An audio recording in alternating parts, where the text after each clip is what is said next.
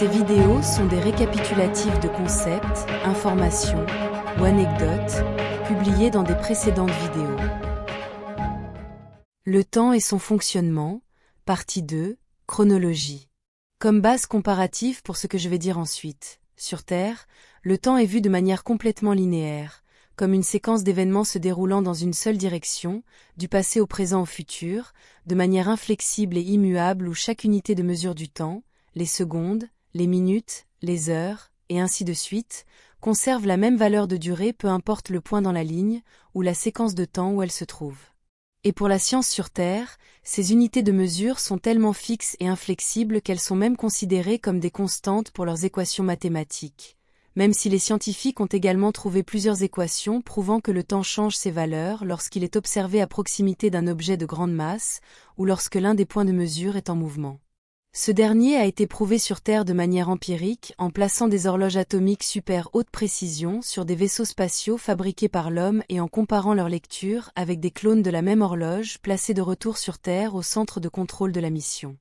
Il n'y a aucune raison logique pour laquelle les scientifiques humains insistent encore à utiliser le temps comme une constante pour leurs équations qui tentent d'expliquer comment fonctionne l'univers, autre que de maintenir les mensonges utilisés pour nourrir leur matrice de contrôle sur Terre, car ils ont eux-mêmes prouvé que le temps ne peut pas être une constante, il ne peut être qu'une variable, donc ils se contredisent. Par exemple, ils insistent pour calculer les dates dans le passé comme l'âge de l'univers depuis le Big Bang, qu'ils savent même n'avoir pas été un événement réel, mais seulement un symbole de société secrète.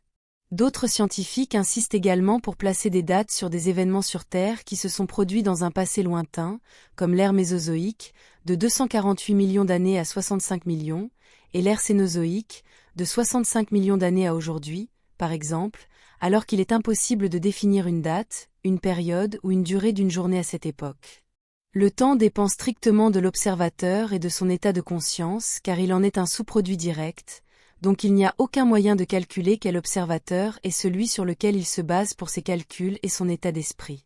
La seule hypothèse est que l'observateur de base pour ses calculs chronométrés serait l'inconscient collectif qui existait à l'époque, mais il ne s'agit que d'une hypothèse car je doute sérieusement que ces scientifiques considèrent même l'existence d'une telle chose qu'un inconscient collectif. Avec tout cela comme base pour ce qui vient ensuite, en utilisant des formes géométriques pour définir, ou tenter de donner une forme au temps, la perception humaine et sa science définissent le temps comme une ligne se déplaçant dans une direction, comme je l'ai dit ci-dessus, mais pour les civilisations avancées qui ont atteint la capacité interstellaire, le temps serait représenté comme une sphère qui s'étend dans toutes les directions.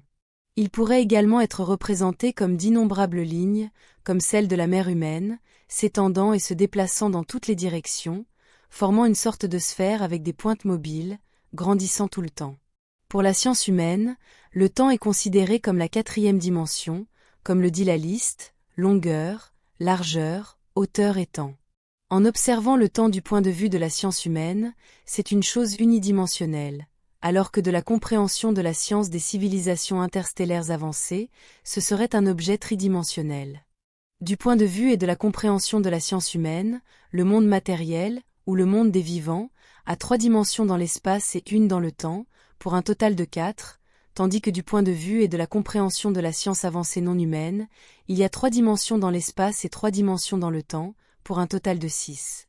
Il y a un indice intéressant ici, notez que 4 n'est même pas un nombre premier, et il est en dehors de la séquence primordiale 3, 6, 9, 12, qui représente le côté éthérique dans toutes les équations non humaines qui tentent d'expliquer la réalité, y compris celles qui sont à la base de l'énergie libre du point zéro.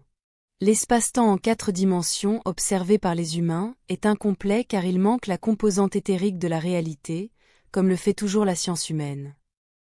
En note annexe, la séquence 3, 6 et 9, observée sur Terre est également incomplète car elle est vue à partir d'un modèle mathématique en base 10, considéré comme erroné par les civilisations interstellaires qui utilisent un modèle en base 12.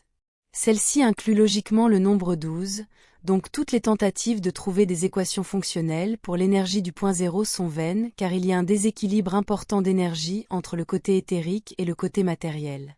Par conséquent, le flux d'énergie est défectueux et a tendance à ne pas se déplacer, ou à se dépolymériser du côté éthérique vers le monde matériel, le rendant ainsi inutile. Pour qu'il y ait une perception du temps qui avance progressivement, il doit être contrasté avec quelque chose. Tout comme la vitesse ne peut être appréciée que lorsqu'elle est contrastée avec un objet statique. Sur Terre, la base de la perception humaine du temps sont les cycles jour et nuit des planètes, d'où dérivent les concepts d'heures, de minutes et de secondes, et ceux qui utilisent des horloges et des montres comme mécanisme de coordination pour la matrice terrestre elle-même, tout comme un métronome coordonne les musiciens. Sur Terre, le temps est utilisé comme l'un des mécanismes de contrôle primordiaux de la matrice, car il coordonne la perception de chacun à l'intérieur de son inconscient collectif pour les forcer à percevoir le temps de manière plus ou moins égale, créant ainsi l'illusion que le temps ne se déplace que dans une seule direction, avec les pouvoirs de manifestation collective des humains parfaitement organisés et donc efficaces. Dans un état où il n'y a rien à contraster, comme dans l'espace profond, ou lorsque l'esprit qui produit le temps en tant que sous-produit de son processus de pensée n'est pas influencé par un inconscient collectif, la seule chose à contraster est sa propre perception de la durée de l'écoulement de ses propres pensées. Les lignes temporelles sont définies comme la séquence d'événements qui se succèdent où les futurs sont la conséquence du présent et des passés et de leur situation. Cela rend les événements dans une ligne temporelle qui ne se sont pas encore produits, plus ou moins prévisibles, car il ne peut y avoir qu'une gamme limitée de possibilités basée sur les situations antérieures. Le concept de ligne temporelle sur Terre est celui de quelque chose en dehors de l'individu qui les expérimente de manière déterministe, alors qu'en réalité c'est l'individu qui manifeste la chronologie avec sa perception. Il y a un nombre infini de possibilités, donc de chronologie, et la seule chose qui empêche un individu, ou un groupe d'individus de changer leur chronologie pour une plus pratique ou désirable, ce sont leurs propres limitations qu'ils se perçoivent avoir. Leur esprit est ce qui limite la gamme des résultats possibles, et rien d'autre. Parfois, en tant que tels, sont un concept dans l'esprit des créatures conscientes qui peuvent hypothétiser sur une séquence de résultats probables basés sur les événements et situations présents et passés. Les chronologies ne sont pas quelque chose qui existe en dehors des individus qui les vivent. Tout ce qui existe, y compris ces situations, qu'elles soient mentales ou physiques, y compris les événements aussi, sont des motifs énergétiques dans un champ d'énergie potentielle, comme je l'ai expliqué dans des vidéos précédentes. Tout ce qu'un individu ou un groupe d'individus doit faire pour passer à une chronologie qui a une séquence d'événements plus désirés par ceux qui les vivent, c'est un changement d'attitude et de perception de la pensée qui est une fréquence d'énergie créative. Et en le faisant, ils deviendront une correspondance de fréquence avec ces événements désirés, car leurs vibrations coïncident.